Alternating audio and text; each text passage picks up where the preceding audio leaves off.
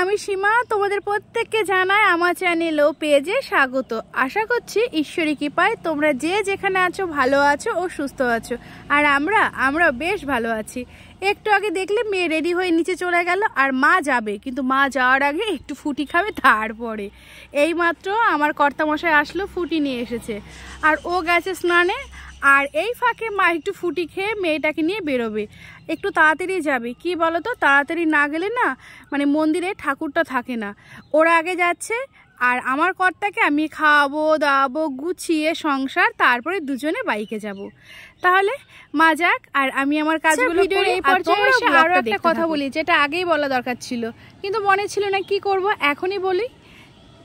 ব্লগটা যদি ভালো লাগে তাহলে প্লিজ আমার চ্যানেলটিকে সাবস্ক্রাইব করো, আর লাইক কমেন্ট শেয়ার করতে কিন্তু একদম ভুলো না। আর যারা ফেসবুক থেকে দেখছো তারা একটু ফলো করে দিও।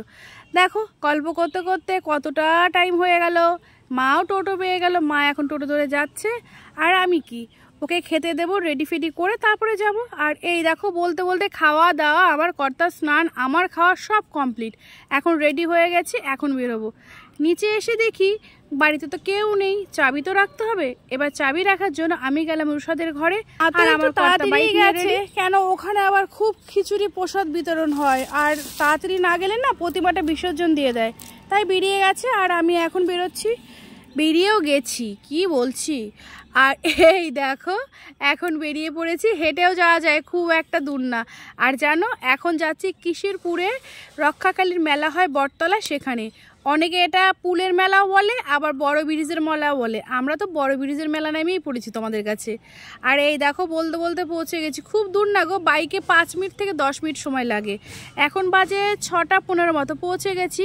গাড়িগুলো অনেকটা আগেই রেখে দিয়েছি, পুরো রাস্তার উপর মেলা তো, মানে কোথাও গাড়ি রাখার জায়গা নেই, গ্যারেজও নেই। আর একটু পরে যে ভিড় হবে মেলাতে, আমি একটু আগে এসছি, আরও আগে আসতে পারলে আরও ভালো হতো। এবার দেখি, এবার গিয়ে আগে মেয়েকে খুঁজে বের করবো, তারপরে মন্দিরে যাব। চলো আমার সাথে তোমাদের একটু মেলা দর্শন করাই।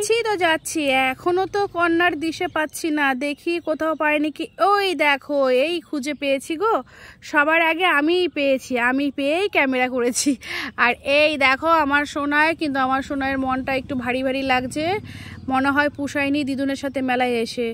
আর এই দেখো কি নিয়েছে, লিচু নিয়েছে। ওরা কি বাড়ি যাবে? হ্যাঁ, তারপরে জিজ্ঞাসা করলাম, বুঝতে পারলাম এখনই বাড়ি যাবে। আসলে কি বলো তো, এতটা গরম না মেলাতে, কোনোভাবেই থাকা যাচ্ছে না। তারপরে আমি একটু এগিয়ে আসলাম মন্দিরের দিকে। আমি ভাবলাম একটু পরে না সন্ধ্যা হয়ে যাবে, আর তখন আর শ্যুট করতে পারবো না। এগিয়ে এসে দেখি এখানে বেশ ভালোই ভিড়, আবার কমও ভিড়। এখানে যে ভিড় থাকে, আর দুপুরে এখানে বাতাসে ছিটানো হয়েছিল, আমি তো আসিনি, শ্যুট করতে পারিনি। আর মন্দিরটাও ঠিকঠাক করে দেখাতে পারলাম না। চলো এবার সাইডগুলো একটু দেখিয়ে আনি, তারপরে যদি একটু ফাঁকা হয় তাহলে মন্দিরটা ভেতরটা দেখাবে। আর এই দেখো সাইডে ঘুরতে এসেই বটতলায় আসলাম। এটা হচ্ছে জাগ্রত গাছ, এখানে সব মানসিকের পুজো হয়েছে।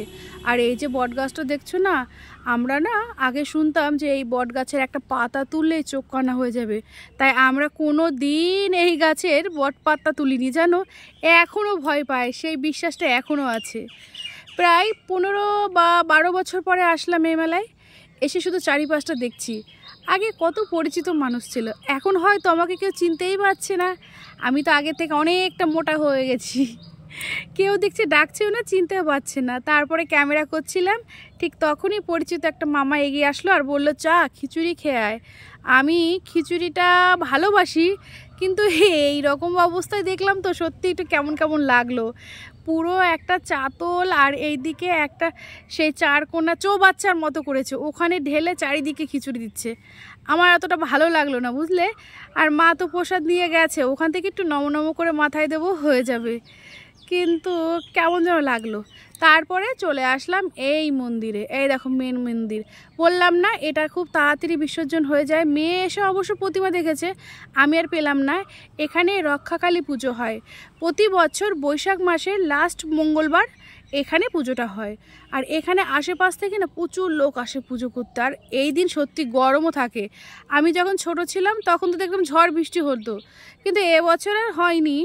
আর মানসিকের জন্য এই মেলাটা এত ফেমাস। তারপরে বেরিয়ে আসলাম, বেরিয়ে এসে চারিদিকে ঘুরছি। আর এই মেলায় আরও একটা বিশেষ বৈশিষ্ট্য, এখানে মেন ফল লিচু।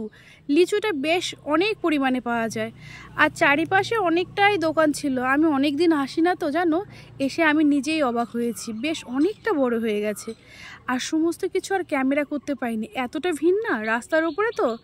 তারপরে মার সাথে দেখা হলো, মাকে বললাম এত গরমে মেলা দেখতে ভালো লাগছে না। সাইডে আবার বাউল গানের ব্যবস্থাও ছিল, মার একটু গান শোনার ইচ্ছে ছিল, কিন্তু আমার আর ভালো লাগলো না বুঝলে। আমি বললাম আমি একটু মামা বাড়ি যাবো, দাদুর বয়স হয়েছে, দাদুকে একটু দেখে আসি, যেহেতু আমার কর্তা এসেছে। তখন আমি আমার কর্তাকে বললাম তাহলে চলো, আর মেলায় ঘুরবো না, ভালো লাগছে না গরমে। মেয়েটা বললো আমি যাব না। কর্তা চলে গেল বাইক আনতে, আর আমি এখন মার সাথে এসে লিচু নিচ্ছি, দাদুর জন্য লিচু নেব। আর আমার মা যা দরদাম করে না, আমার মাকে ছাড়া কিছু কেনাই যায় না। দাঁড়ালাম না, আর সেই হচ্ছে মেলাতে আবার সাইড দিয়ে বেরোতে অনেক সময় লাগবে।